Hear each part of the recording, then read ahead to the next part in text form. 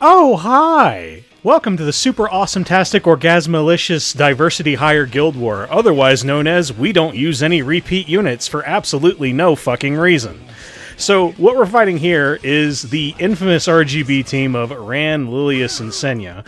And basically going by a comment that I received before, because I normally always fight this team with Inferno, Khawazu, Rimuru, and Ed, I'm going to attempt to replace Ed with Angel of Light, Angelica. And the biggest problem immediately comes in that I would have probably killed this Ran already if I had Ed with me, because what Ed does is he takes away the skill null that's on the Ran.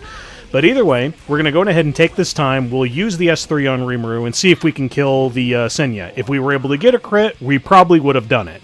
And here I'm weighing my options. Do I want to go for the Lilias or do I want to just guarantee the kill on the Senya? I decide to go for the kill on the Senya because, yeah, we have skill null now, so we're going to negate one of these attacks.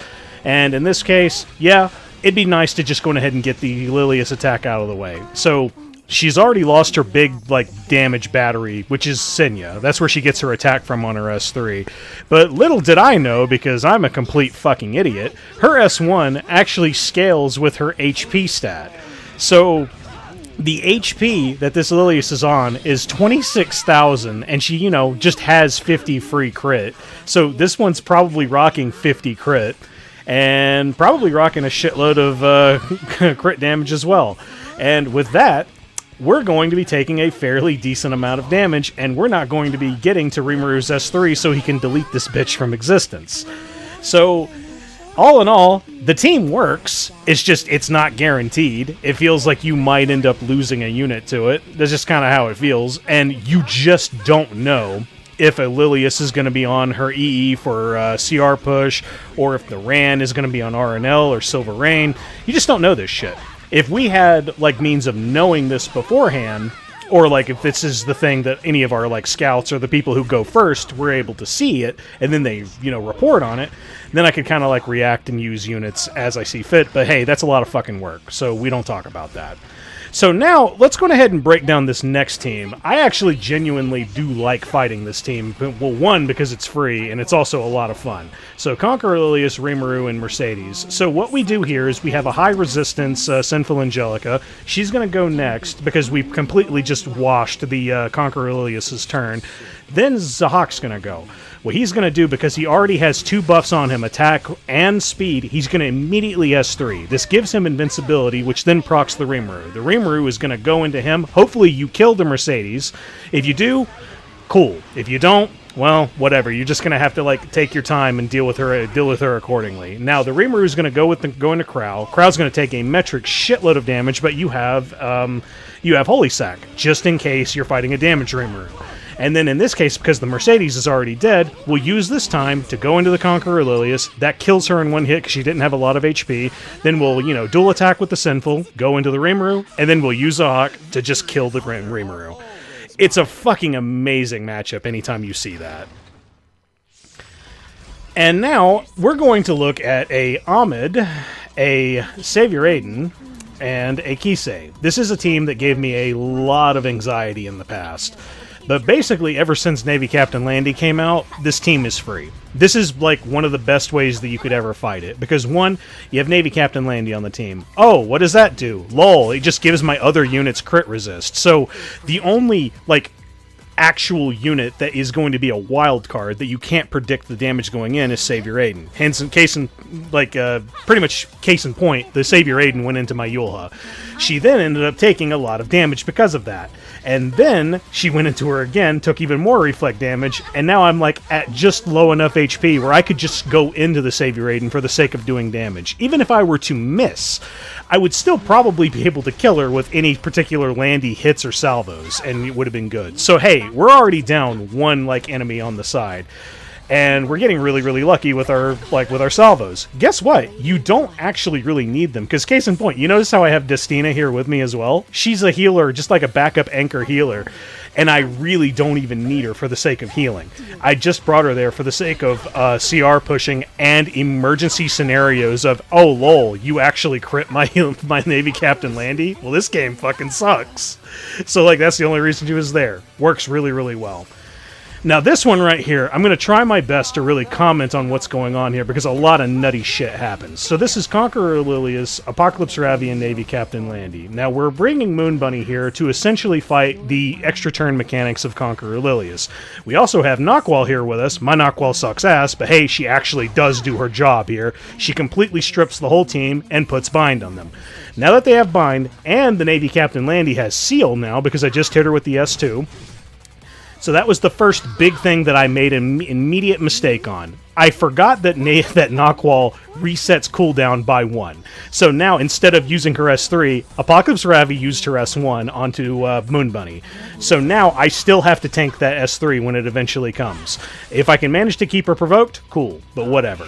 So then the other thing that just happened there that I just skipped over, that one random dual attack from Nahkwol hit the Navy Captain Landy, and because she's sealed, she actually got put to sleep. Which kind of fucked up my plans because I was going to use Ken's S2 to kill her. But okay, you know what? Fuck it. Whatever.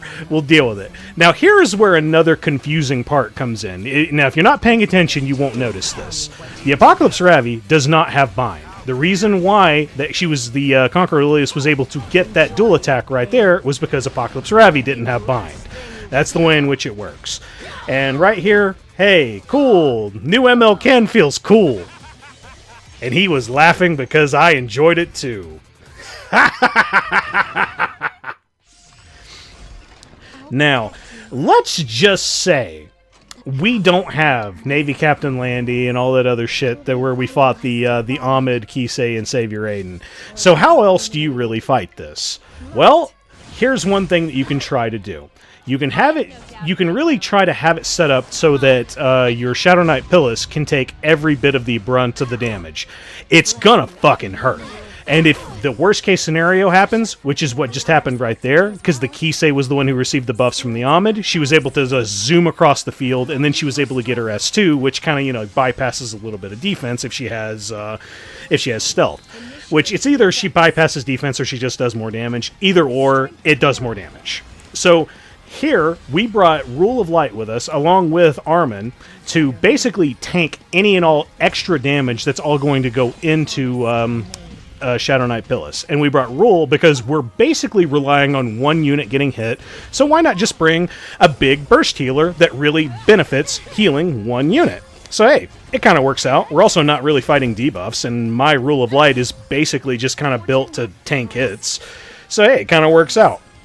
So basically, we weathered the first real, damage storm. So the next thing that we need to do is let's just go into the Kise and get her out of the game. Because she is probably the most dangerous thing on the field, because at any moment, she can go into either Shadow Knight Pyllis, or she can go into your Rule. And if your Rule goes down, you lose your sustain. And if you lose your sustain, your odds of winning go really, really, really low. So we've already weathered the first bit of the storm, and now here comes Ahmed with round 2. So she's going to attempt to boost up Savior Adin this time. And thankfully for us, she doesn't actually have Sword of Cycling Seasons, and she also doesn't have her S3. She has it now, but because she's not rocking Sword of Cycling Seasons, she's losing a metric shitload of damage. Hoorah. So I guess this kind of makes sense as to why she doesn't have Sword of Cycling Seasons, because the one thing that you can use to fight this team with, which is Navy Captain Landy, works extremely well, and Sword of Cycling Seasons doesn't really work whenever you're not fighting a dark unit. So I guess I can understand that. But here, if you have a lot of good defensive capability, the reason why Armin's there, she has Aureus, and she also just nerfs the damage that goes into single target attacks onto other units besides herself. So that's extremely useful for the sheer damage that my Pyllis is taking right now. She's straight up being a super trooper and going through some absolutely apocalyptic shit, which is absolutely incredible. Sure, the buffs that she recently received aren't really helping her too much because we're not fighting a lot of dual attacks or a lot of counterattacks or extra attacks or any of that shit. But just the nature of how we're really tanking this whole setup, it's working extremely well. I would highly recommend this way of fighting it over, say, using Terranor Royal Guard shenanigans like I was doing probably a couple of months ago. That shit was really, really fun when I was doing Tyrannor Royal Guard things, but it was also mad scary and really... It was... You know what? Yeah, let's fuck it. It was just really, really scary. But either way, because we're able to use Shadow Knight Pyllis, and the fact that she has accuracy on her S3, and if you soul burn that sumbitch, you just get it back immediately on the next turn, we're able to use that to our advantage, hit the Savior Aiden, and she is out for the count. Now all you have left is Ahmed. And if the Ahmed is not rocking Celestine or some kind of like restoring type of artifact, and you're ever in a nightmare scenario of, 1v1ing an Ahmed, like that happened to me a long time ago when I had to 1v1 an Ahmed with Ocean Breeze Lilico because everyone fucking died. I was able to win because they didn't have any restoring artifacts on them. Same case here. Next. So here is Unbound Knight Arowell, Illynav, and Navy Captain Landy. So I go into this with this immediate first hit because I was planning to go into the Illynav as soon as possible with Lethe, and then I immediately make a note. I notice something. Now, in post, it's retarded that I noticed this now, but yeah, hey, that Illynav's not on injury. Okay, everything's gonna be just hunky-dory. Well, hey, retard, did you know that Illynav's S3 has injury on it? Oh yeah, it does. Right around here I noticed it and was like, oh, well fuck. Because the Illynav is on speed set here. I should have immediately noticed that because she was right behind my Lethe, and my Lethe's the fastest unit on my team. But either way, we're able to go in. We don't have too much injury here, but we're still dealing with a really, really thick barrier on her. Sure, we have element advantage, but we're not going to deal 22,000 or 22 or 21,000 damage in one hit. Now, thankfully for us, our Roana still has a decent amount of HP, and she also has revive buff. So right here, I attempt to go into the Illynav, and I'm thinking, okay, this Navy Captain Landy is actually starting to spook me a little bit. Because I didn't think I would actually kill with the Lethe S1 on the Illynav right there. So I'm immediately like, okay, fuck it. We need to go into the Navy Captain Landy as much as possible. But to those of you watching, could probably immediately notice, well, wait a second.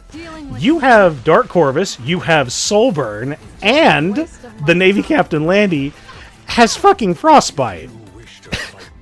I'm overcompensating like a motherfucker here. So there was no reason to even do that. I could have just gone all in to the Illynav and then just gone into the Navy Captain Landy with just any standard Soulburn Dark Corvus. But you know what? Fuck it. We're safe because the Roana still has revive buff. And she also hasn't died. And luckily for us, the Illynav was really just one Lethe pissant terrible damage S1 away from death. Something that honestly kind of feels like maybe Lethe should get a little buff for her S1 damage, because holy fucking shit is it bad. It is so bad. But I was like, man, I'm not really gonna complain about it, because hey, Call of the Abyss is a really good skill. And why would I be complaining about the damage of S1 with how good Call of the Abyss is? But either way, we killed the Illynav, we killed the Navy Captain Landy. Now all that's left is Unbound Knight Arowell. We have Sustain, we have a Dark Bait, we have 2 burst damage units on their team. They can't win. And that's the Guild War, ladies and gentlemen. Damn, that went by fast, didn't it? So, either way, this was another one of those oh-so-wonderful, fantastic, orgasmalicious fun times where we attempt to use a different character for every single Guild War fight. Why? Fuck, I don't know. We just did it because the first 2 matches just kind of worked out in that favor. And then I got to the very last match and I was like, you know what? What if we just kept using different units?